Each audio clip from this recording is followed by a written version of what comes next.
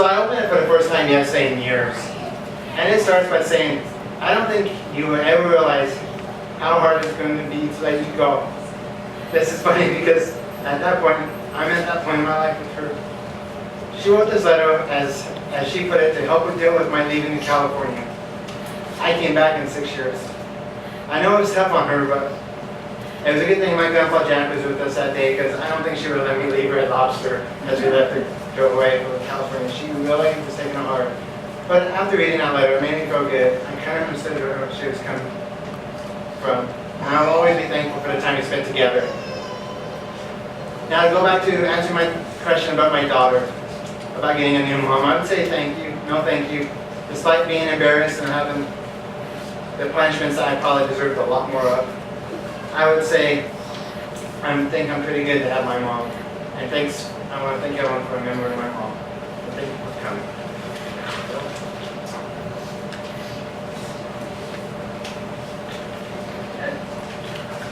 Thanks, Bobby. That brought back memories of when you and Tiff got married. And I remember going to the restaurant and she was like, I'm never going to see Bobby again. Never. And Bobby and Tiffany came back for, what, like every holiday?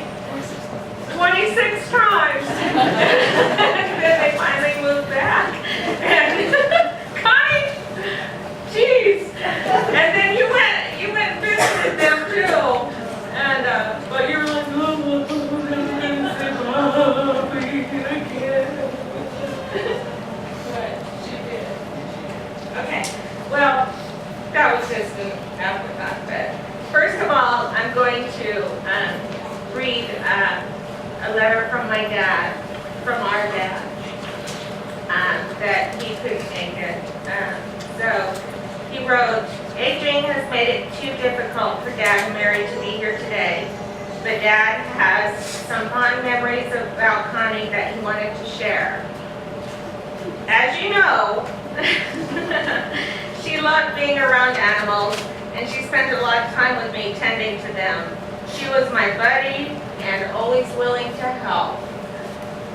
In fact, she thought about being a veterinarian. Those were some special times for me. One day, we had a chicken in serious distress. A pine string got twisted around its tongue, and the hen was in terrible fright. I told Connie, you have to hold on to her really tight. Don't let her wiggle away from you so I can get that string untwisted and free. She was a real top hand and did a great job holding on to her. The chicken was clucking and wiggling so much, but Connie still held on tight. When I finally got the string off, it was such a relief. Then I looked over to tell my top hen that she had done a good job. To my surprise, Connie had fainted. I think it was then that she decided being a veterinarian wasn't the best idea. This was over 50 years ago, and I'm very grateful to have had her as my daughter, my buddy, and my top hand. And the fond memories will always remain as a blessing to me. Now, on to mine. First and foremost, I want to thank you all for being here. As I was writing this, I thought Connie wouldn't want a wet eye in the crowd. So I chose to write this in a comical approach. Speaking with Connie on the phone was always an adventure because she had a habit of having conversations with multiple people at the same time.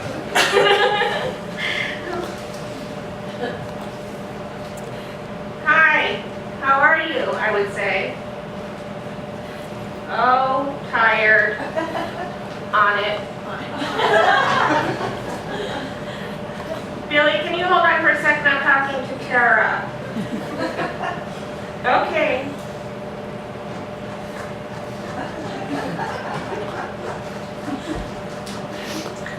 Billy, are you there? Yes. So, how is work? Which one? I have 4 jobs on it. You're going to wear yourself out. I know. I'm going to quit one on it. Bill, can you hold on for a sec? Nessa's on the other line. Okay. And it would go on like this for forever. Well, on Thanksgiving Day last year, she called me and I answered. She said, "You weren't supposed to answer the phone." I wanted to leave you a message. Hang up! Okay. So I hung up, I guess, at my Thanksgiving dinner. And so she calls me again, and me being, well, somewhat blonde, I answered again. And she said, "Billy, you aren't supposed to answer the phone." And I said, sorry. So she called back a third time, and I didn't answer. Well, she left me the funniest, sexiest message that you can ever imagine. It didn't even sound like her voice. And I mean, I have my dad, Mary, Aaron, guests, and I'm just cracking up. And plus, I was kind of turned on. And oh, no, I'm just kidding. But and it was at that very moment that I realized, now that's how she had 6 kids.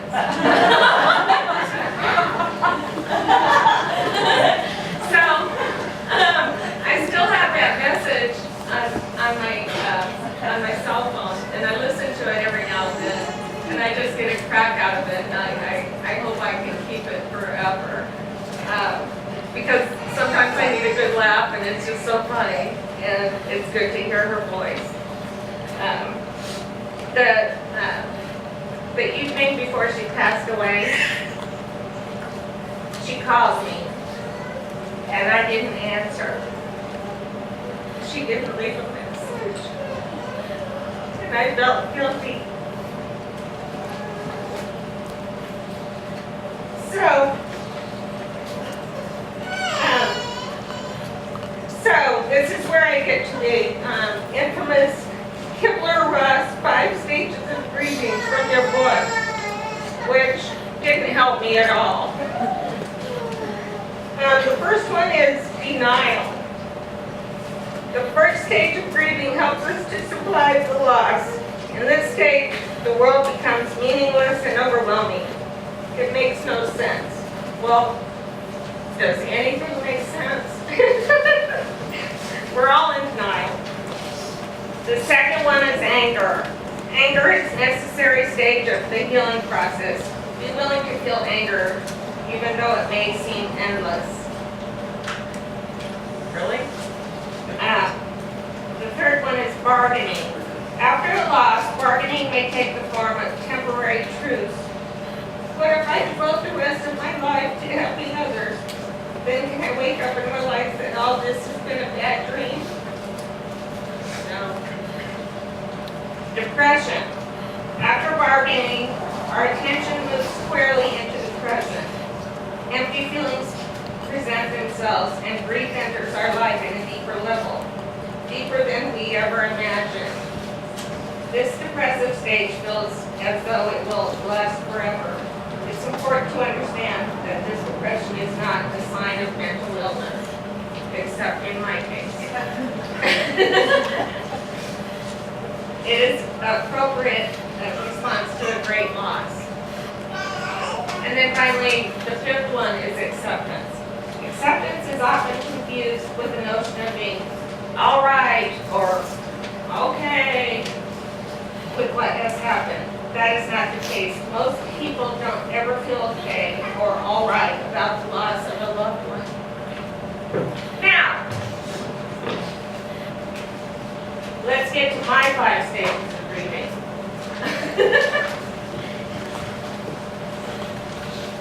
The first stage I shall call flood. The day before Connie left us, I had gotten my eyelashes done. I cried so hard all day long and lost all but 2 eyelashes, one on each eye.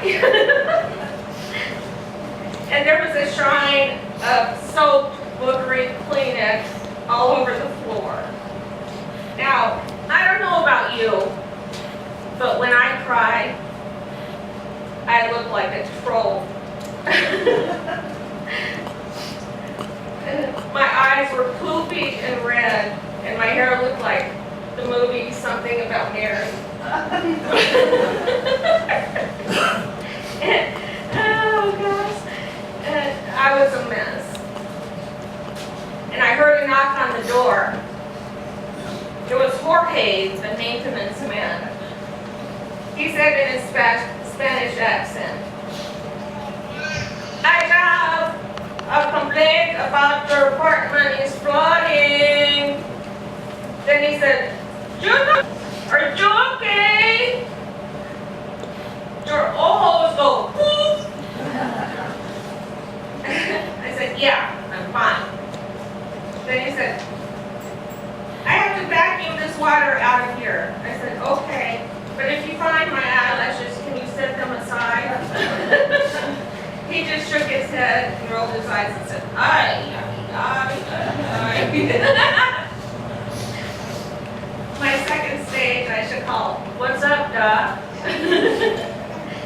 As the next few days passed, I was grumpy, poopy, anxiety-ridden, and my eyes were parched. I had no more water in my body. It had all come through my eyes. I called my doctor and asked for something to calm me down. Next thing I know, I have a prescription for balance. I do believe this is what my father-in-law would call, praise the Lord and pass the ammunition. I just called it, yay! The third stage I shall call angry. This is the stage of grieving that you're angry with the person that left you, and you take it out on the refrigerator, even if you aren't hungry. You eat anything and everything that gets in your way. Word of warning, watermelon and cheddar cheese are not compatible. But I ate it anyway. The fourth stage I shall call, I'll do anything for you, but I won't do that. People are at a loss for words when talking with someone that has lost someone. I respect that, but I also poke a little fun at it. If there's anything at all that I can do for you, please let me know. Well, I could really use a new car. My tiara's getting kind of worn out. And if you could put a sensor at a Walmart for extremely ugly people, that would be great. And the fifth stage I shall call, oh, real cute. As I mentioned in stage 1, flood, I had a shrine of soaked, boogery Kleenex all over the floor and crawling out of the garbage cans. I took another yay and decided to have an arts and craft experience with my shrine of Kleenex. I made replicas of puppies and unicorns and jaguars, not the animal, but the car. And I built castles of started laughing hysterically when I got to the bright idea to build a replica of Connie's rear end. I built the butt and laughed some more. Now many of you know me. No, I am not a mean person, I am kind of a wimp. I'm sure Mindy and Brian remember the term, oh, real cute. But that is a story for another time. Anyway, I had the perfect replica of Connie's butt out of my glittery Terry Kleenex. And I laughed and I said, I'm going to kick your butt for leaving us. And I kicked the wet, boogery Kleenex all over the room. I kept laughing, and I swear I could hear her say, oh, real cute. And last but not least, I want us to all do an exercise. This is what I call laughter therapy. And everything I do, I want you to repeat, okay? Okay. I do not feel like laughing.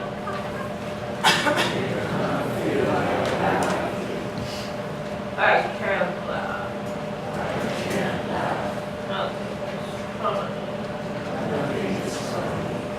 Ha, ha, ha. Okay, now, raise your hands. Ha, ha, ha. Oh, oh, oh. Ha, ha, ha. Ho, ho, ho. Ha, ha, ha. Ho, ho, ho. Now start clapping. Ha, ha, ha. Ho, ho, ho. Ha, ha, ha. Ho, ho, ho. Ha, ha,